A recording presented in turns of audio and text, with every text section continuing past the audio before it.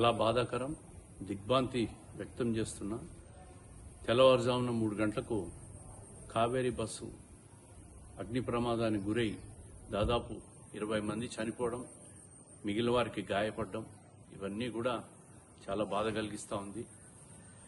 ప్రభుత్వం వెంటనే స్పందించి ప్రతి ఒక్కరికి కూడా బాధితులైన వారికి హాస్పిటల్ చేర్పించడం కానీ ఇవన్నీ కూడా ఇమ్మీడియట్గా చేసి వాళ్ళందరినీ కూడా మిగిలిన వాళ్ళని కాపాడడం కూడా ప్రభుత్వ బాధ్యత. ప్రభుత్వం తప్పకుండా మా ప్రభుత్వం తెలుగుదేశం ప్రభుత్వం వచ్చిన తర్వాత ఎప్పుడూ కూడా ఎక్కడ ప్రమాదం జరిగినా కూడా డ్యామేజ్ కంట్రోల్ చేస్తూ అన్ని రకాలుగా చర్యలు తీసుకుంటుంది.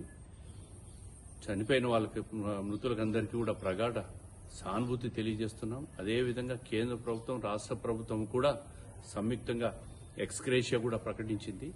ప్రమాద కారణాలను కూడా గుర్తించి భవిష్యత్తులో ఇట్లాంటి జరగకుండా ప్రభుత్వం నివారణ చర్యలు కూడా తీసుకునే దాంట్లో ఎటువంటి వెనుకాడబోదని చెప్పి చంద్రబాబు నాయుడు గారి ప్రభుత్వం ఆయన ఈరోజు దుబాయ్లో ఉన్నా కూడా మరి ఈ కార్యక్రమం మీద దృష్టి పెట్టి ప్రత్యేకంగా చొరవ తీసుకొని ప్రభుత్వాన్నంతా కూడా అక్కడ బస్సు ప్రమాదం ఘటన